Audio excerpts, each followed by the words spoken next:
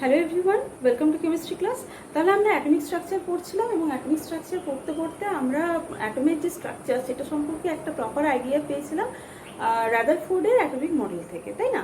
এবার রাদারফোর্ডের atomic model পড়তে পড়তে আমরা আটকে গেলাম কোথায় না, তার স্টেবিলিটির এক্সপ্লেনেশনে এবং তার স্পেকট্রাল এক্সপ্লেনেশনে। এবার বলেছিলাম যে সেই এক্সপ্লেনেশনটা দেবেন কে না, বোর। তাহলে চলো আজকে বোরের অ্যাটমিক মডেলটা আমরা দেখি কি আছে। তাহলে আমরা দেখেছিলাম, আমরা রাদারফোর্ডের অ্যাটমিক মডেল পড়ার পরে আমরা স্পেকট্রার একটা ক্লাস করেছিলাম এবং সেখানে দেখেছিলাম যে লাইট যেটা সেটা ডুয়েল নেচার দেখায়, দুটো নেচার দেখায়। কি কি? একটা হচ্ছে কি, সেটা ওয়েভ নেচার দেখায় এবং ওয়েভের সঙ্গে সঙ্গে সেটা পার্টিকেল নেচার দেখায়। এরকম লাইটের এক একটা পার্টিকেলকে আমরা কি বলেছিলাম না, সেটাকে আমরা বলেছিলাম ফোটন, তাই না? সেটাকে বলেছিলাম ফোটন। এবং ফোটনের মধ্যে যে ফিক্সড অ্যামাউন্ট অফ এনার্জিটা থাকে সেটাকে আমরা বলেছিলাম কোয়ান্টাম। ওকে, তাহলে আমরা এটার বেসিসে বোরস অ্যাটমিক মডেলটা ক্লিয়ার করবো। কিরকম না, বোরস অ্যাটমিক মডেলে বলা হচ্ছে কতগুলো জিনিস ধরা হচ্ছে, ঠিক আছে? স্বীকার্য, বোরের স্বীকার্য বা বোরস পস্টুলেটস, ঠিক আছে? তাহলে আমরা এখন পড়বো বোরস পস্টুলেটস।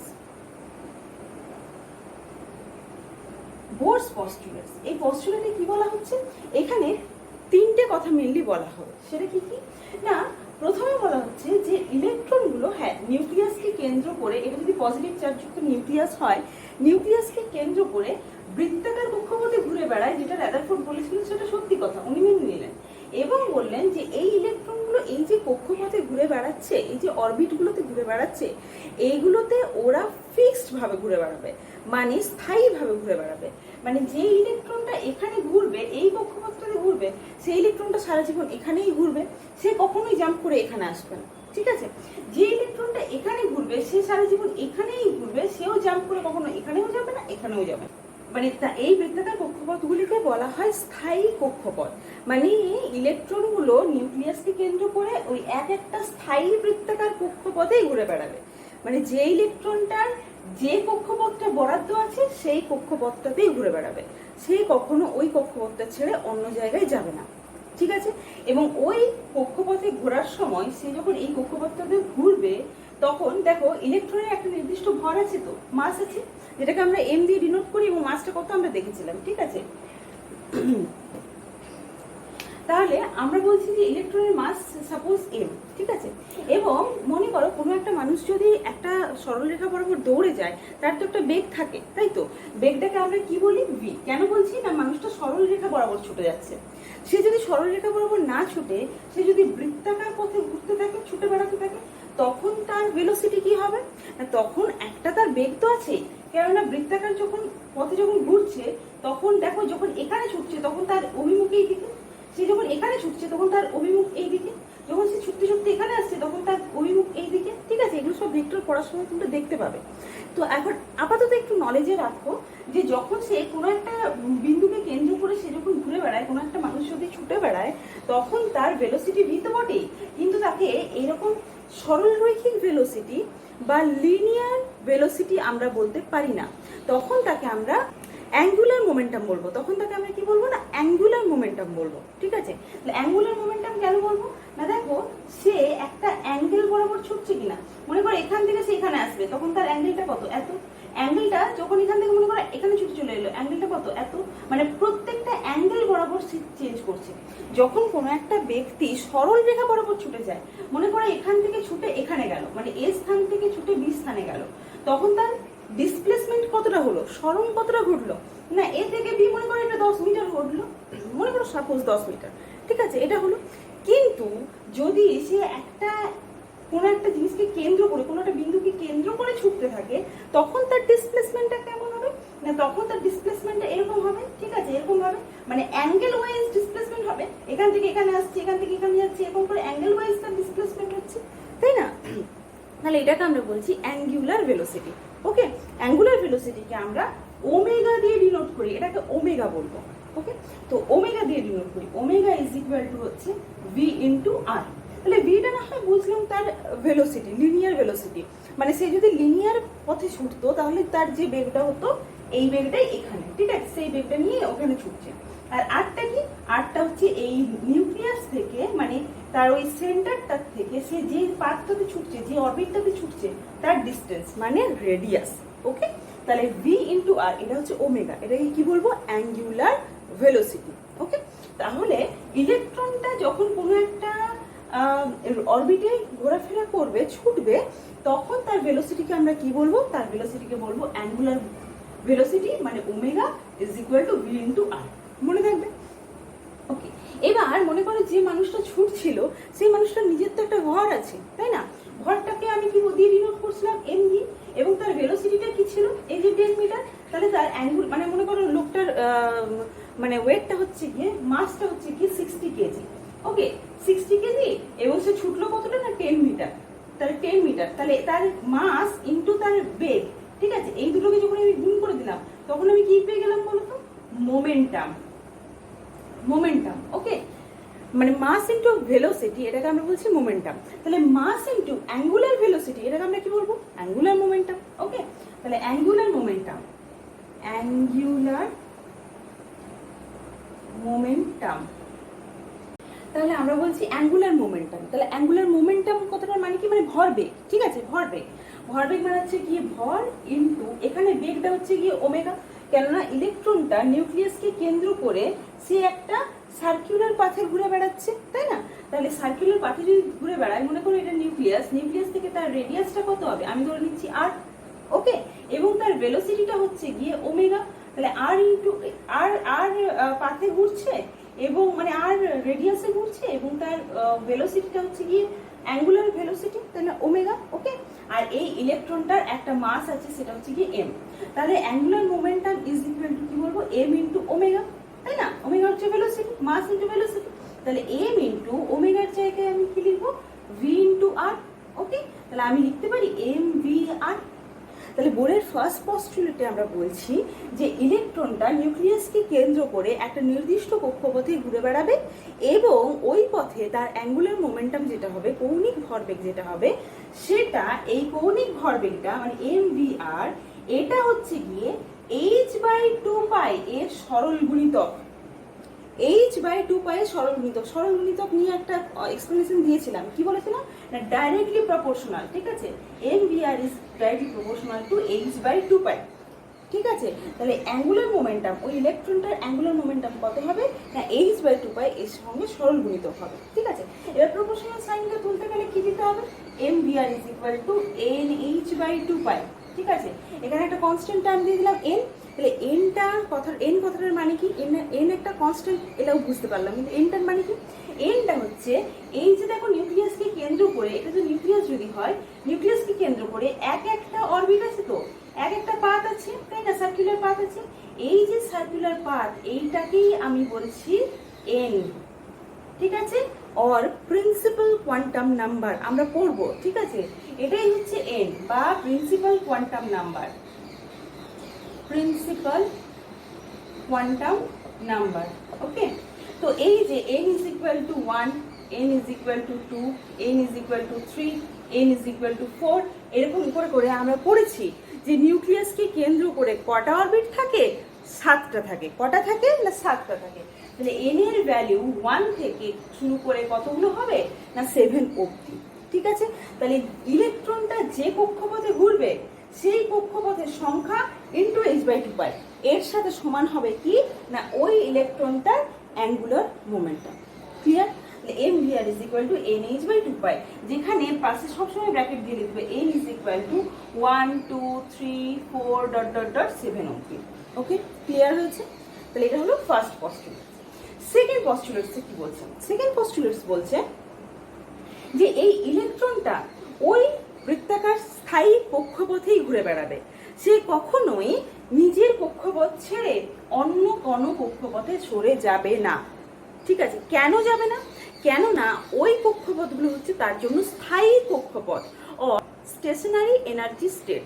স্থায়ী শক্তি স্তর কথাটার মানে কি, মানে হচ্ছে ইলেকট্রনটার যে পরিমাণ এনার্জি নিয়ে এখানে ঘুরে বেড়াচ্ছে, সে যদি এই এনার্জিটা তার যদি না থাকে, তার এনার্জিটা মনে করো কিছুটা কম আছে বা বেশি আছে, ঠিক আছে, তখন সে আর ওই শক্তি স্তরটাতে ঘুরতে পারবে না। সে যদি কম এনার্জি থাকে তাহলে নিম্নতর শক্তি স্তরে চলে আসবে, যদি বেশি এনার্জি থাকে তাহলে উচ্চতর শক্তি স্তরে চলে যাবে। কিন্তু আমি কি বললাম, এক একটা ইলেকট্রনের জন্য ওই কক্ষপথটাই হচ্ছে তার জন্য স্থায়ী শক্তি স্তর। সে ওই শক্তি স্তরটা ছেড়ে কখনো যাবেই না। দেখো আমরা যখন লাইটটা পড়েছিলাম তখন আমরা কি দেখেছিলাম যে লাইটটা অ্যাকচুয়ালি ওয়েভ, আমরা প্রথমে ভেবেছিলাম ক্লাসিক্যাল কনসেপ্ট যে লাইট হচ্ছে কি ওয়েভ, সে সবসময় ওয়েভই আকারে যাবে, ঠিক আছে। তারপরে কি দেখলাম যে না, লাইটের মধ্যে আসলে ছোট ছোট অনেক পার্টিকেল থাকে, অর্থাৎ এটা পার্টিকেল নেচার থাকে এবং প্রত্যেকটা পার্টিকেলে ফিক্সড অ্যামাউন্ট অফ এনার্জি থাকে, ঠিক আছে। সেই রকম ইলেকট্রনগুলো ফিক্সড অ্যামাউন্ট অফ এনার্জি নিয়ে ঘোরাফেরা করে, ঠিক আছে। কোথায় ঘোরাফেরা করে না, নিউক্লিয়াসের বাইরে কিছু কক্ষপথে। এবার কক্ষপথগুলো কেমন ভাবে থাকবে না, এই কক্ষপথগুলো একটা স্থির শক্তি নিয়ে তৈরি হবে, ঠিক আছে। এবার তোমরা এটা ভেবে নিও না যে ওই পথটার একটা শক্তি আছে, পথটার শক্তি নেই। শক্তিটা কার আছে? শক্তিটা আছে ইলেকট্রনের। আই রিপিট, শক্তিটা আছে ইলেকট্রনের, শক্তিটা পথের নেই, ঠিক আছে। পথের কোনো শক্তি নেই, শক্তিটা আছে ইলেকট্রনের। তো ইলেকট্রনের যেমন শক্তি থাকবে সে সেই রকম পথে ছুটে বেড়াবে, ঠিক আছে। মানে যে ইলেকট্রনটার এই শক্তি স্তরে মানে এখানে ছোটার মতন ক্ষমতা আছে সে এখানে ছুটবে। পথ মানে কি, মনে করো আমাদের সূর্যের চারদিকে যে পৃথিবীটা ঘুরছে, তো পৃথিবীর কি নির্দিষ্ট কোনো পথ আছে? তুমি কি গেলে ওখানে কোনো পিচ রাস্তা দেখতে পাবে? সে তো দেখতে পাবে না। কিন্তু ওই জায়গাটাতে অনবরত পৃথিবীটা ঘুরছে। আমি যে এই যে গোল করে সার্কুলার করে দিলাম, এরকম কোনো সার্কেল থাকে না, এটা একটা ইমাজিনারি। মানে ব্যাপারটা কেমন থাকে, মনে করো এটা হচ্ছে গিয়ে নিউক্লিয়াস এবং ইলেকট্রনটা এখানে আছে, এখানে আছে, এখানে আছে। এবার যে ইলেকট্রন এখানে ঘুরছে সে এমনিভাবে ইলেকট্রনটা মনে করে এই পাত্রতে ঘুরছে, তো এখান থেকে ঘুরতে ঘুরতে এখানে চলে আসবে, কখনো ঘুরতে ঘুরতে এখানে চলে আসবে, তারপর আবার এখানে চলে আসবে। ওই বৃত্তটা তো আর আমি দেখতে পাবো না, সার্কেলটা তো কি আমি দেখতে পাবো না। তাহলে এনার্জিটা কার আছে? এনার্জিটা হচ্ছে কি ইলেকট্রনের। ইলেকট্রন যে এনার্জি নিয়ে যে পাথে ঘোরে সেই পাথটাকে আমরা বলে দিই এনার্জি স্টেট। কি বলি না, এনার্জি স্টেট। ক্লিয়ার হয়েছে? তাহলে ইলেকট্রনটার এই এনার্জি, এগুলো হচ্ছে তাহলে আমরা বলতে পারি এক একটা এনার্জি স্টেট। এবং কেমন এনার্জি স্টেট না, স্টেশনারি এনার্জি স্টেট, স্থির শক্তির স্তর। ওই শক্তি স্তরটা ওই জায়গাটার জন্য ফিক্সড, ওই জায়গাটাতে ওই শক্তি নিয়ে যার মানে যে যে ইলেকট্রনের ওই পরিমাণ শক্তি থাকবে সে ওই শক্তি স্তরটাতেই বিলং করবে। কথাটা ক্লিয়ার হয়েছে? তাহলে সারা জীবন ধরে কি ইলেকট্রনটা এখানেই ছুটে বেড়াবে? সে কি কোনোদিনও এই শক্তি স্তরে বা এই শক্তি স্তরে নেমে আসবে না? আসবে। কখন না, যদি সে উচ্চ মানে বাইরে থেকে এনার্জি অ্যাবজর্ব করে। কোনো একটা মনে করো লাইট তুমি ফেললে, তার একটা ফোটনকে সে অ্যাবজর্ব করলো। একটা ফোটনকেই অ্যাবজর্ব করবে, আমরা এর আগে পড়েছিলাম একটা ইলেকট্রন একটাই ফোটনকে অ্যাবজর্ব করতে পারে। এবং মনে করো এখান থেকে এখানে আসার মতো যে এনার্জিটা দরকার, সেই এনার্জিটা যদি ফোটনটাতে পেয়ে যায় তাহলে ও অ্যাবজর্ব করবে এবং উচ্চতর শক্তি স্তরে সে ছুটে যাবে। যদি না পায়, এমন একটা ফোটন ফেললে যার এনার্জি এই শক্তি স্তরে আসার মতো শক্তি নেই সেই ফোটনটাতে, তখন সে আসতে পারবে না। তখন শুধু সে ওখানে থেকে একটু উত্তেজিত হবে এবং ওখানেই ঘোরাফেরা করবে। কেন আসতে পারবে না? আর তুমি এবার প্রশ্ন করো, ম্যাম এই মাঝখানেও তো ঘুরে বেড়াতে পারে। এই যে এটা একটা শক্তি স্তর আমি দেখালাম, এটা একটা শক্তি স্তর দেখালাম, মাঝখানেও তো সে ঘুরতে পারে। পারে না। কেন পারে না? এখানে কোয়ান্টাম কনসেপ্ট আসছে, ঠিক আছে। কোয়ান্টাম কথাটার মানে কি? কোয়ান্টাম কথাটার মানে হচ্ছে এক একটা সিঁড়ি, মানে এক একটা কোয়ান্টাম কথাটা অ্যাকচুয়ালি মানে হচ্ছে নাম্বার, ঠিক আছে। যেমন 1, 2, 3, 4 এরা এক একটা নাম্বার। এবার এদের মাঝখানে তুমি ফ্র্যাকশন নাম্বার নিয়ে আসতে পারো, কোনো অসুবিধা নেই। একের ফ্র্যাকশন হচ্ছে হাফ, এসব আসতে পারে। কিন্তু এখানে কোনো মাঝখানে কোনো স্টেট নেই, কোনো স্তর নেই। ব্যাপারটা হচ্ছে সিঁড়ির মতো। মনে করো তুমি একটা সিঁড়ির প্রত্যেকটা ধাপে তুমি পা দিতে পারবে, কিন্তু দুটো ধাপের মাঝখানে কি তুমি কোনোদিন পা দিয়ে রাখতে পারবে? নিজেকে ধরে রাখতে পারবে? পারবে না। মানে তুমি একটা মানুষ যেমন দুটো সিঁড়ির মাঝখানে দাঁড়িয়ে থাকতে পারে না, সেই রকম এইগুলো হচ্ছে এক একটা শক্তির স্তর, ঠিক আছে। তাহলে ইলেকট্রনটা কখনোই দুটো শক্তি স্তরের মাঝখানে থাকতে পারে না, ঠিক আছে। এটাই হচ্ছে কোয়ান্টামের মেন কনসেপ্ট। ওকে, তাহলে আমি কি বললাম না, ইলেকট্রনগুলো স্থায়ী কক্ষপথে ঘুরে বেড়াবে এবং ওই কক্ষপথেই সারা জীবন ধরে ঘুরে বেড়াবে। কখনোই দুটো দুটো মানে এনার্জি স্টেটের মাঝখানে ইলেকট্রন বিলং করবে না। তাহলে একটা শক্তি স্তর থেকে কি অন্য শক্তি স্তরে জাম্প করতে পারে? পারে। কখন পারে না, যদি তার নিজের শক্তি স্তর থেকে সে উচ্চতর শক্তি স্তরে যেতে চায়। প্রসঙ্গত বলে রাখি, নিউক্লিয়াস থেকে যত তুমি বাইরের দিকে যাবে তত শক্তি স্তরগুলো বাড়বে, মানে তাদের এনার্জিটা ক্রমশ ইনক্রিজ করবে, ঠিক আছে। মানে এই কক্ষপথটা, এটা তো n = 1, মানে কোন কক্ষপথ? কে, তারপর একটা l, m, n, তার পাশে আছে o, p, q, তাই না? 7টা শক্তি স্তর আছে, 7টা। তাহলে এই নিউক্লিয়াসের সামনে যে আছে তার শক্তি সবচেয়ে কম। তারপরেরটা শক্তি একটু বেশি, তারপরেরটা শক্তি আরেকটু বেশি, তারপরেরটা শক্তি আরেকটু বেশি, এরকম করে করে ক্রমশ শক্তিটা কি হচ্ছে না ইনক্রিজ করছে, বাড়ছে। তাহলে ইলেকট্রনকে যখনই বাইরের থেকে শক্তি সাপ্লাই করা হবে, সে সেই শক্তিটাকে অ্যাবজর্ব করবে, অ্যাবজর্ব করার পর সে হায়ার এনার্জি স্টেটে ছুটে যাবে। ঠিক আছে, যদি সে তার নিজের শক্তিটাকে লিবারেট করে, ছেড়ে দেয়, তাহলে যতটা অ্যামাউন্টের শক্তি ছাড়বে সেই মতো তার নিচের কক্ষপথের শক্তি স্তরে সে ছুটে যাবে। ঠিক আছে, মানে মনে করো ইলেকট্রনটা এখানে আছে, ঠিক আছে, সে যদি মনে করো এমন একটা মানে ফোটন সে অ্যাবজর্ব করলো যার শক্তিটা অনেকটা বেশি, মনে করো এইটা 4 নম্বরে আছে, তো 6 নম্বরে যাওয়ার মতো সে শক্তি পেয়ে গেল, তাহলে সে এখান থেকে ডাইরেক্ট 6 চলে যেতে পারে। সিমিলারলি মনে কর এটা 6 দেখালাম, 4 5 6, আচ্ছা এখানে আসবে, ঠিক আছে, 6 এর কথা বললাম, তাহলে 6 দেখায়। সিমিলারলি সে মনে করো এমন amount of energy say liberate করলো যার জন্য সে 3 নম্বরে না এসে একেবারে ডাইরেক্ট 2 নম্বরে চলে আসতে পারে, বা 1 নম্বরে আসতে পারে, বা এখানেও আসতে পারে। সে যতটা অ্যামাউন্টের শক্তি লিবারেট করবে সেই রকম এনার্জি স্টেটে সে ছুটে যাবে। ওকে, তাহলে আমরা বোর পস্টুলেট সম্পর্কে কি পড়লাম যে ইলেকট্রনগুলো নিউক্লিয়াসকে কেন্দ্র করে একটা নির্দিষ্ট কক্ষপথেই ঘুরে বেড়ায়, যে কক্ষপথে ঘোরার সময় তার angular momentum mvr is equal two হয়ে যায় nh/2π, যেখানে n ইজ ইকুয়াল টু আমরা বললাম প্রিন্সিপাল কোয়ান্টাম নাম্বার, যেটাকে আমরা 1 2 3 4 অবধি বলতে পারি। ওকে, এটা হলো ফার্স্ট পস্টুলেট।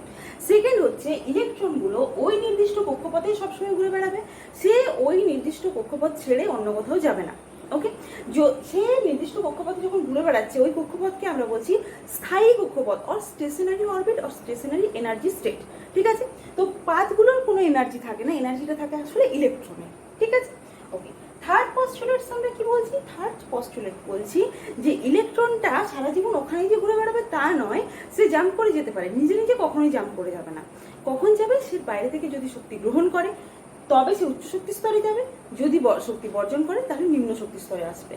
ঠিক আছে, যত বেশি অ্যামাউন্টের এনার্জি সে সংগ্রহ করবে তত বেশি উচ্চ শক্তি স্তরে সে যাবে। এবং দুটো এনার্জি স্টেটের মাঝখানটা সত্যিকারের ফাঁকা জায়গা, ওখানে কখনোই কোনোদিনও কোনো ইলেকট্রনকে আমরা খুঁজে পাবো না। ঠিক আছে, এখান থেকে কোয়ান্টাম কনসেপ্ট আসছে এবং আমরা বলছি যে কোয়ান্টাম মানে কি, যেমন দুটো সিঁড়ি, এই একটা সিঁড়ি আর এই একটা সিঁড়ি, ইলেকট্রনটা হয় এখানে থাকবে, নইলে এখানে থাকবে, নইলে এখানে থাকবে, এই মাঝখানে দুটো এনার্জি স্টেটের মাঝখানে কোনোদিনও দাঁড়াবে না। যেমন দুটো সিঁড়ির মাঝখানে আমরা দাঁড়াতে পারি না, ঠিক সেরকম। ঠিক আছে, ক্লিয়ার হয়েছে? এবং আরেকটা পস্টুলেট আমরা কি বলতে পারি যে ওই যে রাদারফোর্ড যে এক্সপ্লেনেশনটা দিয়েছিলেন সেটা এখানে কাজে লাগিয়ে দিতে পারি, যে ইলেকট্রনগুলো যখন এই স্থায়ী কক্ষপথে ঘুরে বেড়াচ্ছে, নিউক্লিয়াস যতই পজিটিভ চার্জ হোক, ইলেকট্রন যতই নেগেটিভ চার্জ হোক, কেন পজিটিভ চার্জ নেগেটিভ চার্জকে অ্যাট্রাক্ট করে আনে না? তার কারণ হচ্ছে ইলেকট্রনগুলো একটা নির্দিষ্ট অ্যামাউন্টের শক্তি নিয়ে ওই জায়গাটাতে ঘোরাফেরা করছে। ওই ইলেকট্রনটার জন্য ওই শক্তি স্তরটা হচ্ছে গিয়ে ফিক্সড, এদেরকে আমরা কি বলি? Stationery energy state. ওকে, এবং রাদারফোর্ড বলেছিলেন যে ইলেকট্রনটা যখন ঘুরবে তখন তার দুটো শক্তি তার মধ্যে কাজ করবে, দু রকমের শক্তি কাজ করবে। একটা হচ্ছে সেন্ট্রিপিটাল ফোর্স আর একটা হচ্ছে সেন্ট্রিফিউগাল ফোর্স, তাই না? এদিকে ভেতরের দিকে এবারে নিউক্লিয়াস যখন ইলেকট্রনটাকে আকর্ষণ করছে সেই শক্তিটাকে আমরা বলি সেন্ট্রিপিটাল ফোর্স, তাই না? এবং তার বাইরের দিকে ঠিক তার অপোজিট ডাইরেকশনে একটা এনার্জি কাজ করে, সেটাকে আমরা বলি সেন্ট্রিফিউগাল ফোর্স, তাই তো? আর এই দিকটা হচ্ছে মোমেন্ট অফ ইনার্সিয়া, মানে ইলেকট্রনটা এই অভিমুখে ছুটে বেড়াবে, এই দিকে ছুটছে, ক্রমশ এই দিকে ছুটছে, ক্রমশ এই দিকে ছুটছে, তাই না? এরকম করে চলে তো। তাহলে এই দুটো বলের মান কি হয় না সমান হয়, এটাও বোর মেনে নিলেন এবং বললেন যে mv²/r ইজ ইকুয়াল টু, মানে মোমেন্ট অফ কি বললাম, centripetal force is equal two হচ্ছে সেন্ট্রিফিউগাল ফোর্স, মানে অভিকেন্দ্র বল সমান হচ্ছে অপকেন্দ্র বল। কেন্দ্রের দিকে আকর্ষণ করার বলের মানটা তার সাথে সমান না কেন্দ্রের বাইরের দিকে ছিটকে যাওয়ার বলটার মানটার সাথে। ঠিক আছে, তাহলে এটা হচ্ছে কি আমার বাইরের দিকে ছিটকে যাওয়ার বলটার পরিমাণ, মানে সেন্ট্রিফিউগাল ফোর্স। ঠিক আছে, এবং এটা কার সাথে সমান হচ্ছে না নিউক্লিয়াস যে বলটা দিয়ে ইলেকট্রনটাকে আকর্ষণ করছে তার সঙ্গে। এবার ওই বলের মানটা কত? ওই বলের মানটা হচ্ছে z²/r²। ম্যাম এটা কোথা থেকে এলো বলছি, ক্লিয়ার করছি। আপাতত এতটা ক্লিয়ার হয়েছে বোরের পস্টুলেটস, আশা করি সবার ক্লিয়ার হয়েছে। ওকে, তাহলে এবার আমরা দেখি যে এই জেড স্কোয়ার বাই আর স্কোয়ারটা এলো কোথা থেকে? আমি কি বললাম যে ইলেকট্রনকে নিউক্লিয়াস নিজের কেন্দ্রের দিকে আকর্ষণ করছে, তাই তো? নিউক্লিয়াসের চার্জ কত বলো তো? এক একটা ইলেকট্রনের চার্জ কত? ধরে নিচ্ছি ইলেকট্রনের চার্জ অফ ইলেকট্রন, ঠিক আছে, charge of electron is equal two, আমি ধরছি ই, সাপোজ ই ধরছি, তাহলে বলো তো চার্জ অফ নিউক্লিয়াস কত হবে? নিউক্লিয়াসের চার্জ কত হবে? নিউক্লিয়াসের চার্জ হবে, এখানে কতগুলো প্রোটন আছে, প্রোটন কতগুলো আছে, তার অ্যাটমিক নাম্বার যত ততগুলো আমরা পড়েছি। অ্যাটমিক নাম্বার ধরে নিচ্ছি, এটা যে অ্যাটমটা নিয়ে আমি কথা বলছি তার অ্যাটমিক নাম্বার হচ্ছে জেড, ঠিক আছে? তাহলে এক একটা প্রোটনের চার্জ কত না, ইলেকট্রনের যত চার্জ ততই, একটা ইলেকট্রনের যত চার্জ এক একটা প্রোটনেরও তত চার্জ, মানে এক একটা প্রোটনের চার্জ হচ্ছে গিয়ে ই। তাহলে এখানে জেড সংখ্যক প্রোটন আছে, তাহলে টোটাল চার্জটা কত হয়ে গেল? জেড ইন্টু ই। ক্লিয়ার হয়েছে? এক একটা ইলেকট্রনের যত চার্জ, আমরা জানি charge of electron is equal two charge of proton, তাই না? তাহলে চার্জ যদি ইলেকট্রনের ই হয় তার মানে প্রোটনেরও ই, এবং প্রোটনের যদি ই হয় তাহলে নিউক্লিয়াসের মোট চার্জ কত না, নিউক্লিয়াসেই তো সব প্রোটনগুলো ঠাসাঠাসি করে আছে। যদি 10টা প্রোটন থাকে তাহলে 10 ইন্টু ই, যদি 11টা থাকে 11 ইন্টু ই, ঠিক আছে? তাহলে আমি ধরে নিচ্ছি জেড নাম্বার আছে, আমি একটা জেনারেল ভাবে ধরছি, ঠিক আছে? সে 11 হোক 12 হোক যাই হোক পরে বসাবো, যখন যেরকম প্রবলেম আসবে সেরকম বসাবো। তাহলে জেড ইন্টু ই, এটা হচ্ছে কি আমার নিউক্লিয়াসের চার্জ। তাহলে আমরা কুলম্বিক ফোর্স অফ অ্যাট্রাকশন যখন পড়েছি, কুলম্বস ল যখন পড়েছি, তখন কি দেখেছিলাম না, দুটো চার্জ পার্টিকেল, এই দুটো চার্জ পার্টিকেলের মধ্যে ফোর্স অফ অ্যাট্রাকশন ফোর্স কার সাথে প্রপোর্শনাল? অ্যাট্রাকশন ফোর্স হচ্ছে ওদের যে চার্জ Q1 ইন্টু Q2 তাদের গুণফলের সাথে সমানুপাতিক, আমরা পড়েছিলাম মনে আছে, Q1 ইন্টু Q2 এটার সাথে সমানুপাতিক। তাহলে এখানে নিউক্লিয়াস আকর্ষণ করছে কাকে? একটা ইলেকট্রনকে, এক একটা ইলেকট্রনকে ধরছে, ঠিক আছে? তাহলে এই ইলেকট্রনটার চার্জ কত না ই, নিউক্লিয়াসের চার্জ কত না জেড ইন্টু ই, তাই না? তাহলে force of attraction is directly proportional two নিউক্লিয়াসের চার্জ ইন্টু ওই ইলেকট্রনটার চার্জ, দুটো চার্জ পার্টিকেলের চার্জের গুণফল। ওকে, আরেকটা কি বলেছিলেন কুলম্ব না, বলেছিলেন ওই দুটো চার্জ পার্টিকেলের ডিস্টেন্স যতটা তার সাথে ইনভার্সলি প্রপোর্শনাল, কি না ফোর্স অফ অ্যাট্রাকশন, যত দূরে থাকবে আকর্ষণ বলটা তত কম হবে, বলেছিলেন ইনভার্সলি প্রপোর্শনাল, মানে এফ অফ এ মানে attraction force is proportional to 1/r square.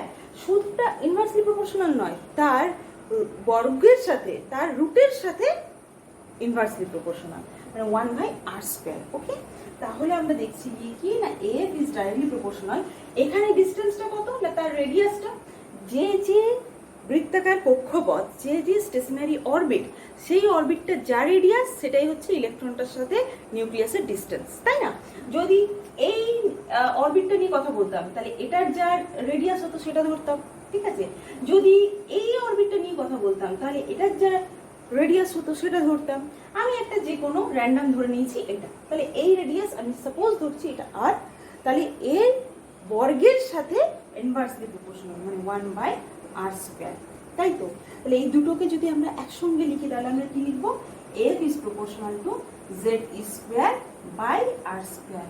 Okay, Z into E into E, Z E into E, তার মানে কত হচ্ছে? Z square divided by R square, ঠিক আছে? তো দেখা যায় এটার যে প্রপোর্শনাল কনস্ট্যান্ট সেটা হয়ে যাচ্ছে 1, তার মানে Z square by R square. Okay, তাহলে এটার ফোর্স অফ অ্যাট্রাকশনটা কি হচ্ছে না Coulombic force of attraction Z square by R square.